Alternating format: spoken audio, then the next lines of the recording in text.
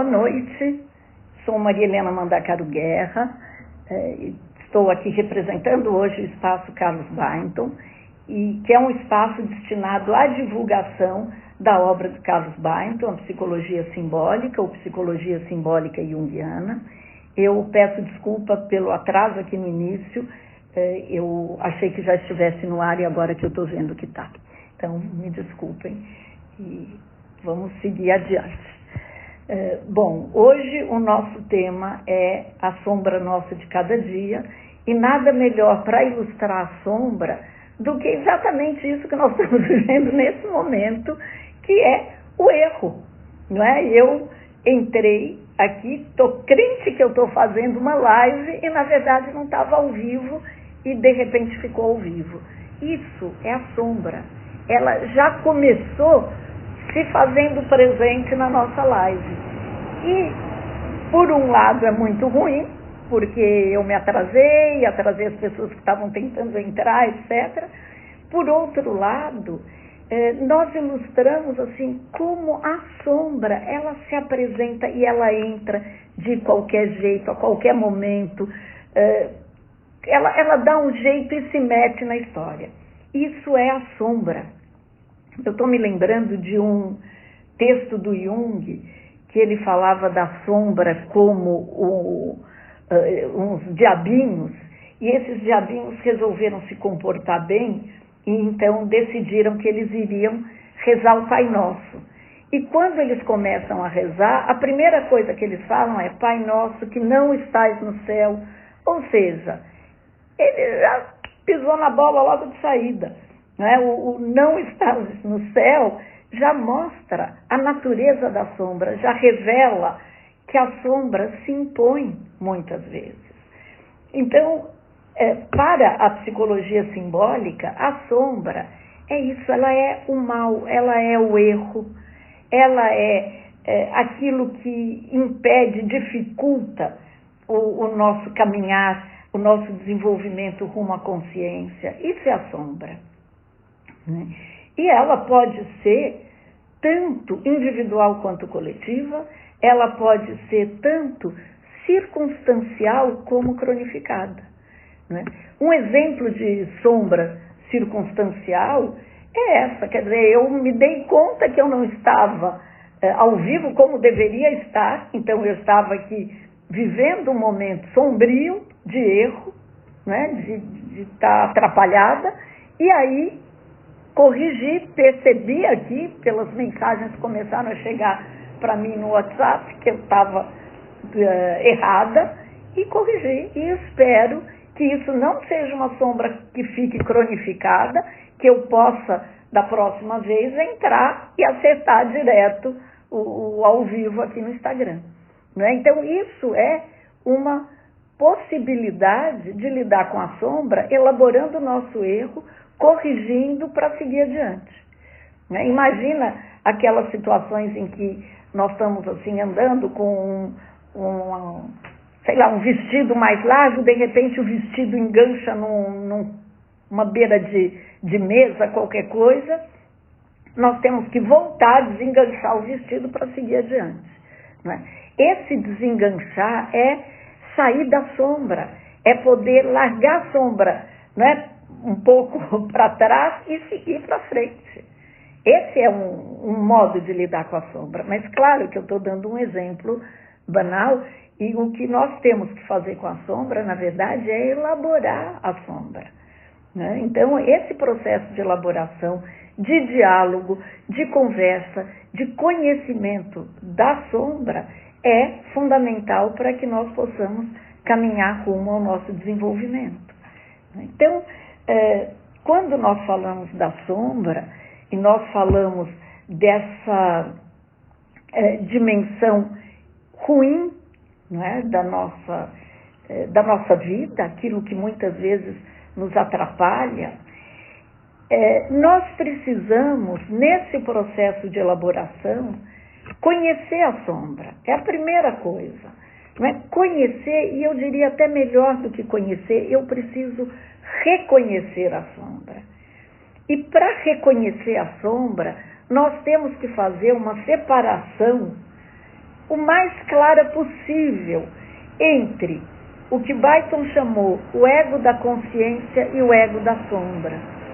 E com esses conceitos, ele vai nos mostrar que a sombra tem uma identidade.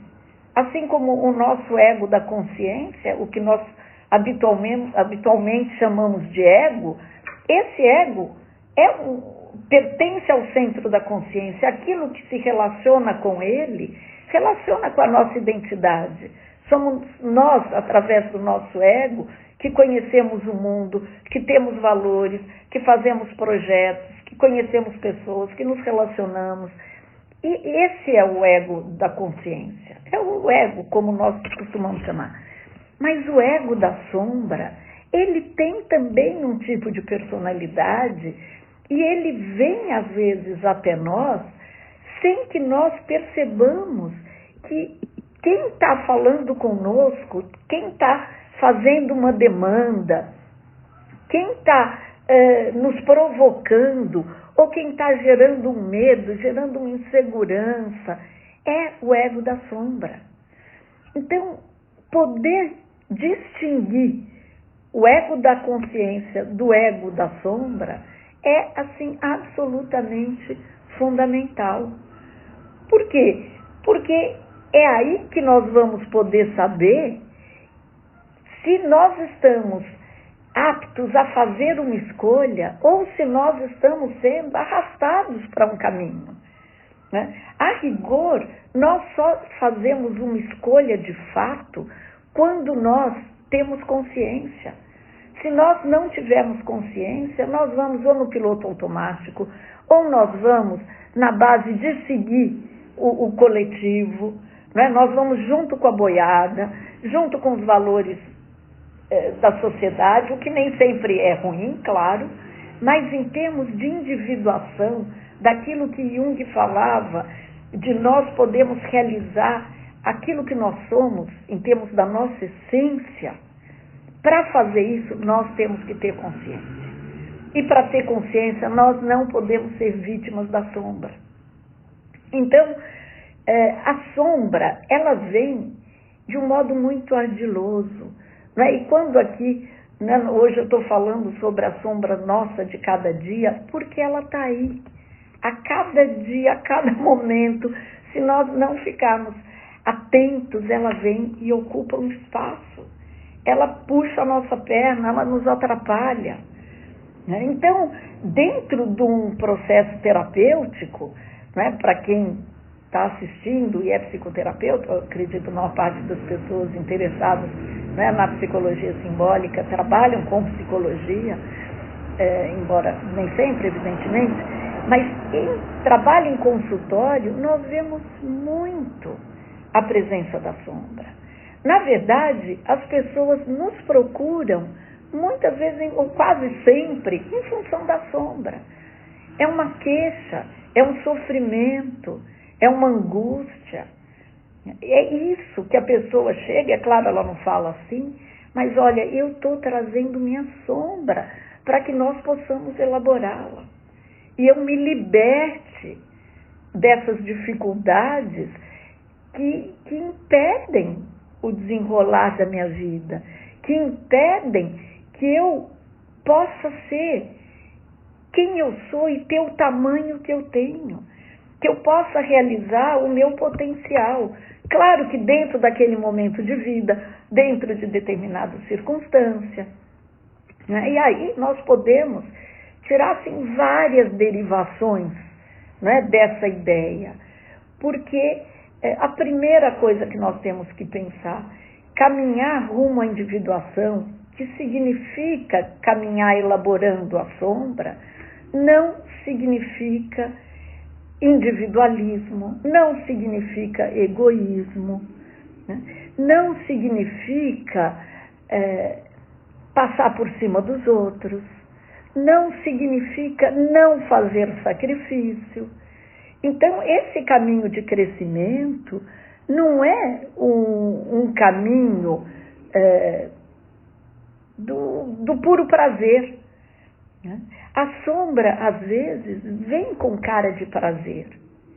E isso é outro aspecto da teoria que é muito importante, muito interessante, que é a percepção de que qualquer experiência, qualquer símbolo, qualquer função, tudo que nós vivemos pode ir para o bem e pode ir para o mal. Tudo pode ir para a luz, pode ir para a sombra. Não é? E o que acontece é que às vezes existem determinadas situações na vida que são consideradas em si mesmas boas ou más. Então, ter um prazer, por exemplo, às vezes é considerado algo que sempre é bom. E nós sabemos que nem sempre. Né? Às vezes um prazer pode ser fundamental, necessário, importante, né? Para o crescimento, para o bem-estar da pessoa, o bem-estar até da coletividade, o bem-estar daquela família. Mas nós temos determinados prazeres que vão fazer mal, que são sombrios. Então, um dos critérios, né? Não é o único, um dos critérios para que nós possamos avaliar se o que nós estamos vivendo é sombrio ou não, não é se me dá prazer ou não. Não é a mesma coisa ter prazer e isso significar que seja bom para a nossa individuação. Um exemplo bem simples. Não é? Se eu tenho um problema de saúde que me impede de comer muito açúcar, eu posso achar muito gostoso comer açúcar, mas isso não vai ser bom. Né? Então, nem sempre aquilo que me dá prazer é bom. Né? E quando a coisa nos faz mal, por mais gostosa que ela seja, ela é sombria. Porque ela pode satisfazer aquele momento. Né? Pode me satisfazer naquele desejo de comer o bolo de chocolate. Mas, em termos da minha saúde, de algo que não vai ser, às vezes, tão imediato, aquilo vai me fazer mal. E se me faz mal, é sombrio. Então, esse é o conceito, o ponto principal para nós olharmos. A sombra nos faz mal, mas faz mal para a nossa essência. Né? Dando um exemplo agora, não do prazer, da dor. Às vezes, a vida demanda um sacrifício que traz muito sofrimento. Mas nós sabemos que aquele é o caminho. E é o caminho não em função de superego, não em função de adaptação social. É o caminho da nossa verdade interior. Né? Acredito que muitos de vocês já tenham visto aquele filme, é um filme já mais antigo, As Pontes de Madison. Né? As Pontes de Madison ilustra muito bem o sacrifício. Não é? A personagem principal tem ali um grande amor, mas ela sente que não seria possível continuar a vida com ele. E ela abre mão.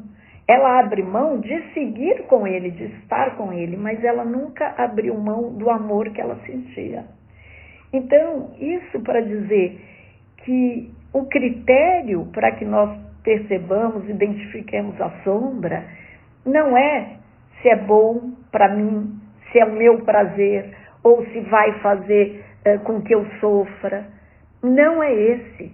Não é? O critério principal é: isso que eu estou vivendo está a favor ou contra a minha verdade profunda, tá?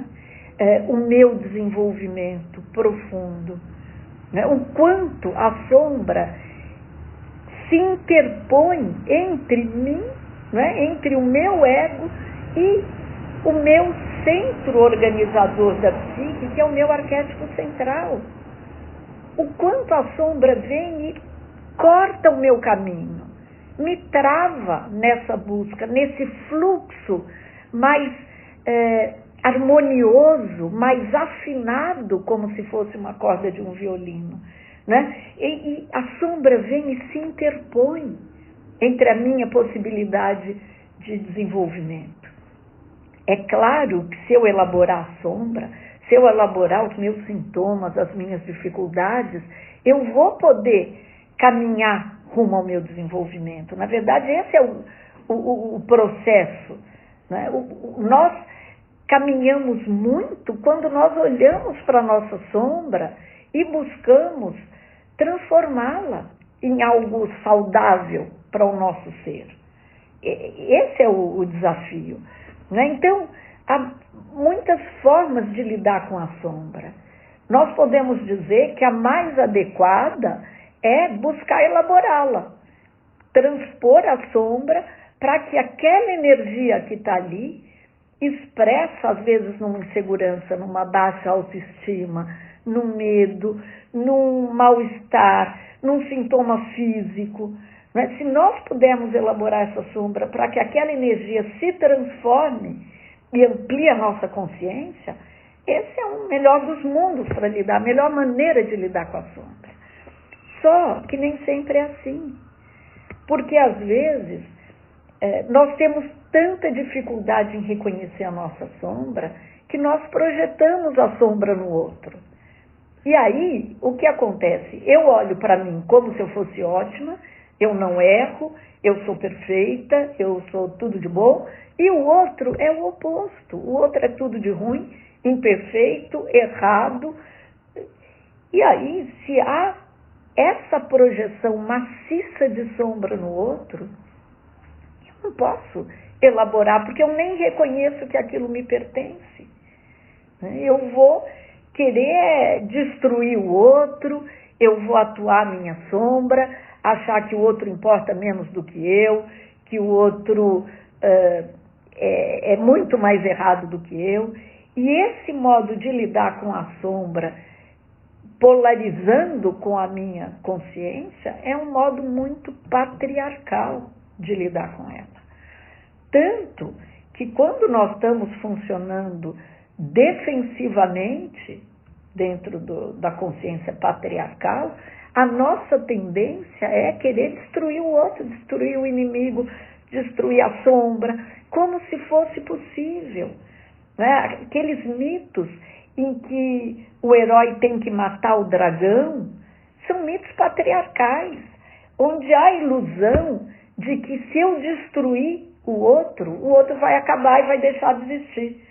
Não há percepção, não é, que se eu destruir algo, este algo vai se voltar contra mim. Eu tenho uma passagem de um mito hindu que eu gosto muito, e que é o mito da deusa Durga. Ela foi criada pelos deuses que não conseguiam destruir uns demônios.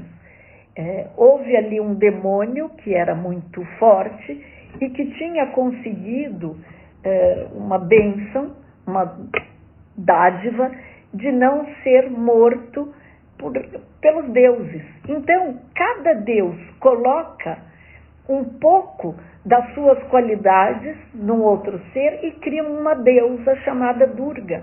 E Durga vem então ao mundo, ela surge para destruir aqueles demônios que os deuses não conseguiam destruir.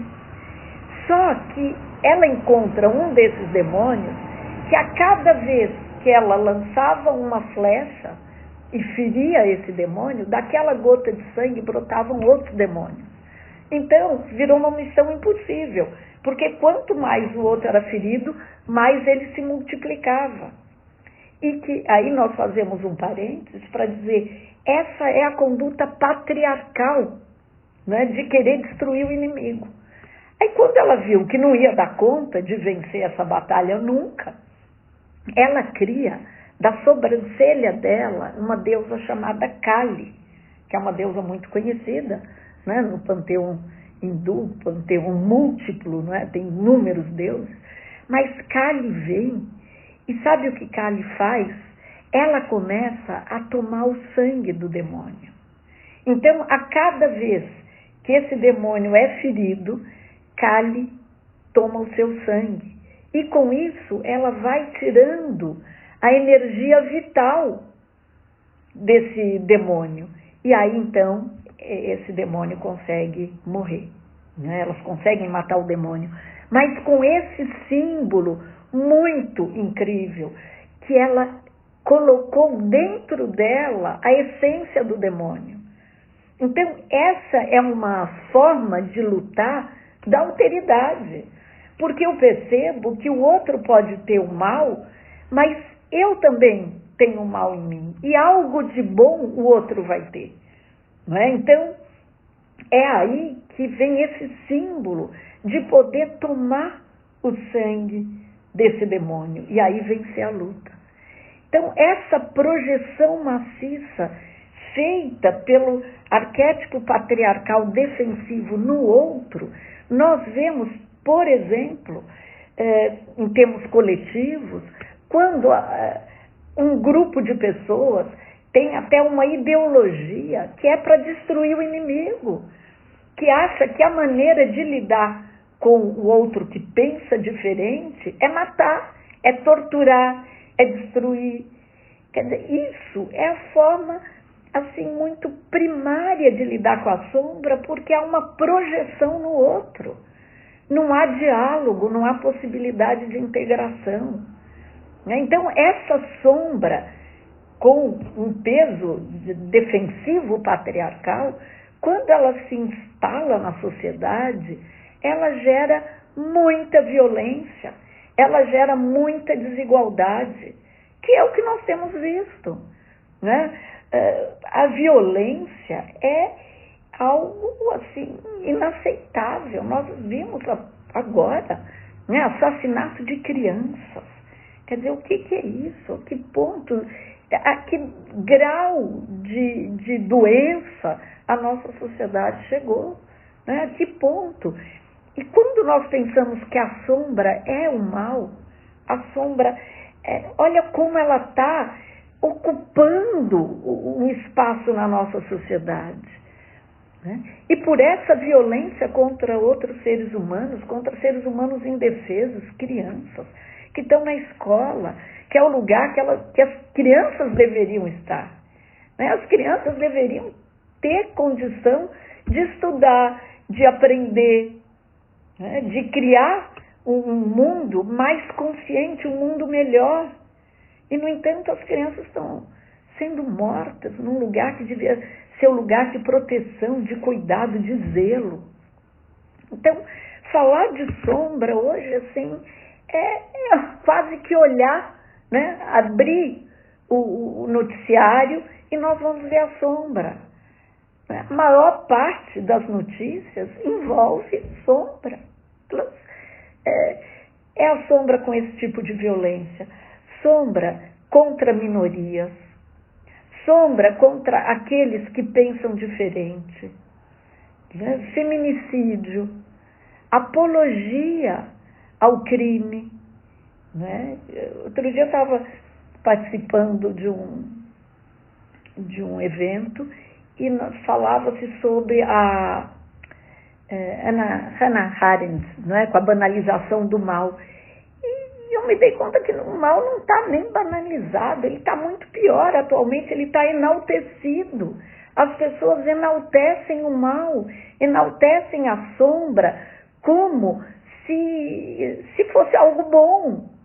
Tem mais que matar, tem mais que destruir, tem mais que pegar em arma, tem que partir para cima. Quer dizer, é um enaltecimento da sombra, onde já se viu isso. Quer dizer, é um horror.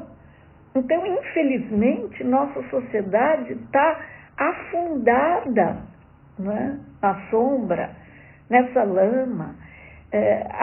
O lixo que nós produzimos, pouquíssimo lixo é reciclável. E aí, eu digo nós, seres humanos no planeta, em que já existem ilhas que são feitas de lixo, de restos, daquilo que não é reciclado, que não é aproveitado.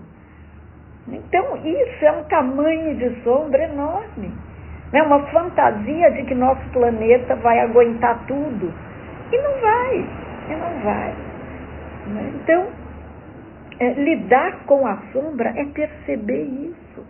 É perceber o mal que nós fazemos também a nós mesmos, aqueles que estão próximos, a nossa sociedade e ao nosso planeta. Como é que nós, com a nossa sombra de cada dia, contribuímos para o mundo ficar pior? Isso é horrível. Quer dizer, nós temos que ter uma obrigação ética de confrontar a sombra.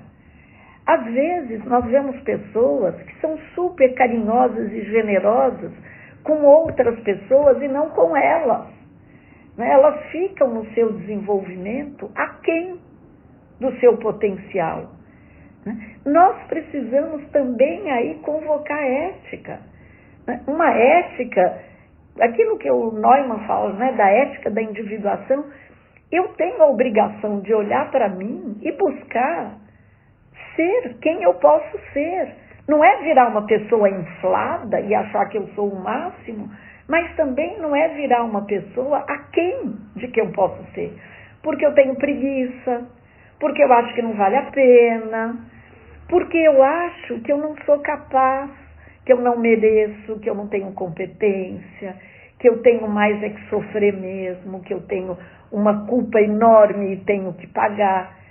Tudo isso são aspectos da sombra, e esse aspecto ardiloso que engancha cada pessoa naquilo que a sombra sabe que vai cooptar a pessoa. Às vezes a sombra vem de um jeito sedutor, ardiloso. Ela tenta convencer, tenta nos convencer de que ela está certa. Então, eu dizia das maneiras que nós temos de lidar com a sombra, repetindo, se nós elaborarmos a sombra, é o melhor dos mundos. Perceber o erro, perceber a falha, perceber os sintomas e trabalhar para melhorar isso. Agora, as pessoas que projetam a sombra, que eram esses exemplos que eu dei há pouco, mas tem pessoas que curtem a própria sombra. E que aí, Byton dizia muito das pessoas que passam a mão na cabeça das defesas, passam a mão na cabeça da sombra, e que acha, tudo bem, não fiz o que eu tinha que fazer, mas depois eu faço. Também, se não fizer, não fiz. E vão tendo, assim, um tipo de um desprezo, no fundo, pela própria vida. Um desrespeito ao tempo, que por mais que nós tenhamos uma vida muito longa, o tempo é finito.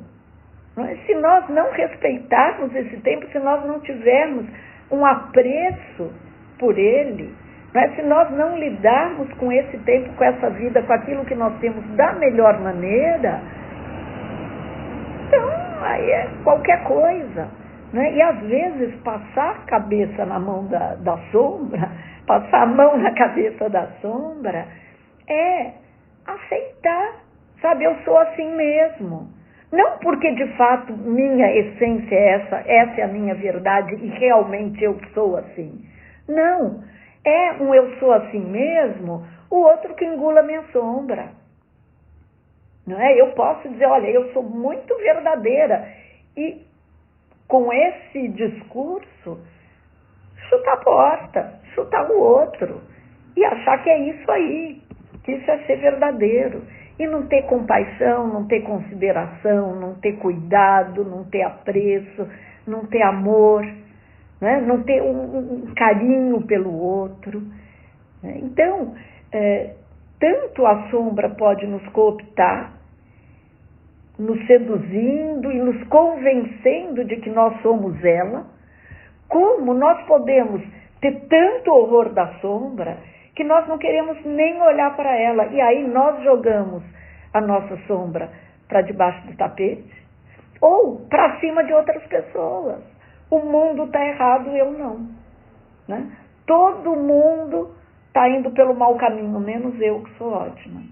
Então, essas formas de lidar com a sombra, nós precisamos conhecer, mas conhecer não para atuar, não para agir, não para viver a sombra de forma, vamos dizer, nua e crua, para elaborar a sombra. Isso dentro de um contexto terapêutico, nós temos essa oportunidade de vivenciar a sombra num lugar protegido e muitas vezes utilizando técnicas expressivas, que são técnicas que que facilitam a presença das emoções e que podem, então, dar um continente para que essa sombra apareça num lugar protegido e para que ela seja elaborada. Às vezes a sombra vem na forma de uma criança desamparada, de uma criança maltratada, de uma criança abusada. Não é? Às vezes a pessoa muito frágil vem com uma sombra de arrogância, de prepotência. E nós precisamos olhar para a essência da pessoa através da sombra. Se nós ficarmos naquela aparência, nós vamos achar que a pessoa é aquilo mesmo. E não. Né? Quando nós olharmos profundamente, ultrapassando aquela visão que às vezes vem estampada, que nem sempre é boa, né? Muitas vezes quem chega não é a persona legal, bonita, às vezes é, mas às vezes chega a sombra, esfarrapada, mal cheirosa, sofrida, arrebentada, né? E é com essa sombra que nós vamos lidar. Não para dizer que ela é ótima, não para dizer que ela é boa no conceito mesmo do Jung, para dizer que esse é o sofrimento que precisa ser transformado. Né? A sombra, via de regra, é fruto do nosso sofrimento. E ela precisa ser vista para ser trazida à luz, não para ser apoiada no sentido de continue com a sua sombra. Né? Aí, claro, nós temos todas as variações dentro dos processos de cada um, mas a sombra, ela mostra um caminho se nós pudermos elaborar. Né? O caminho está sempre lá, nem sempre a gente enxerga e nem sempre nós somos capazes de elaborar.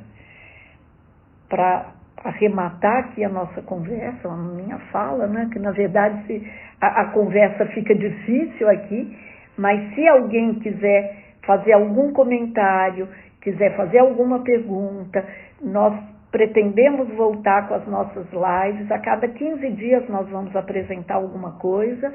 Nesse momento, o nosso projeto é apresentar um trabalho de conclusão do curso de especialização em psicologia simbólica. Então, são temas ligados à monografia. O nosso próximo encontro vai ser no dia 25, em que a colega Silvia Baganha vai falar sobre a alteridade na escola. E vai ser um tema muito interessante e atual, né? Ela tem muita experiência com escola, trabalhou muito tempo, é psicoterapeuta.